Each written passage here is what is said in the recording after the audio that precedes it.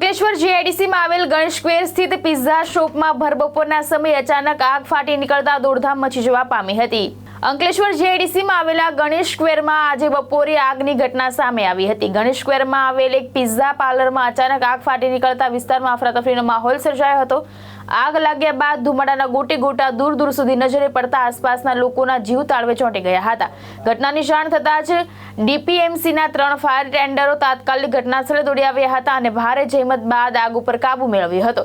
આગ રહેણાંક વિસ્તાર નજીક લાગતા પોલીસ અને વહીવટી તંત્ર પણ સતર્ક બન્યું હતું।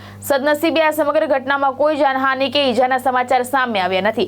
સમયસર ફાયર બ્રિગેડ દ્વારા કામગીરી હાથ ધરાતા મોટી દુર્ઘટના ટળી હોવાનું સ્થાનિકોમાં ચર્ચાઈ રહ્યું છે।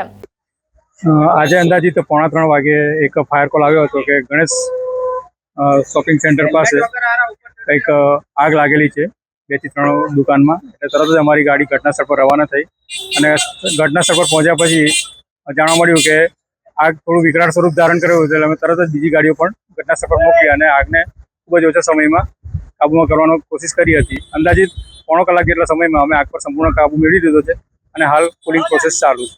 આજરોજ અંકલેશ્વર જીઆઈડીસી સ્થિત ગણેશ પાર્ક ખાતે પામ આઇલેન્ડ કેફેમાં શોર્ટ સર્કિટના કારણે ફાયર થયું હતું તેવું પ્રાથમિક ધોરણે જાણવામાં આવેલ છે, પરંતુ આ ફાયરમાં સદનસીબે કોઈ પણ પ્રકારની જાનહાનિ નથી થયેલી અને ફાયર ટેન્ડર ડીપીએમસીની ટીમ દ્વારા ખૂબ ઝડપી ધોરણે જે આગ લાગી હતી એને કાબૂમાં કરી લેવામાં આવી છે અને ત્વરિત જે પ્રાથમિક ફાયરની ટ્રીટમેન્ટ મળી એના લીધે આગને વધુ વિસ્તાર વેગ ના મળ્યો અને જલ્દીથી આ ફાયરને કંટ્રોલમાં કરી લીધી હતી। ફરીથી આમાં કોઈ જાનહાનિ નથી થઈ અને અંકલેશ્વરના તમામ ઉદ્યોગકારોને તેમજ વ્યાપારી મિત્રોને હું આજે આપના માધ્યમથી જણાવવા માંગુ છું કે પોતાની જે પણ કોઈ ધંધો રોજગાર કરતા હોય ત્યાં પ્રાથમિક ફાયર એક્સટિંગ્યુશર છે તેમજ અન્ય ફાયર સેફટીને લગતી સુવિધાઓ પોતાની સેફટી અને સલામતી માટે ઉપલબ્ધ કરે। ધર્મેશ રાણા, દ્રષ્ટિકોણ ન્યૂઝ, અંકલેશ્વર।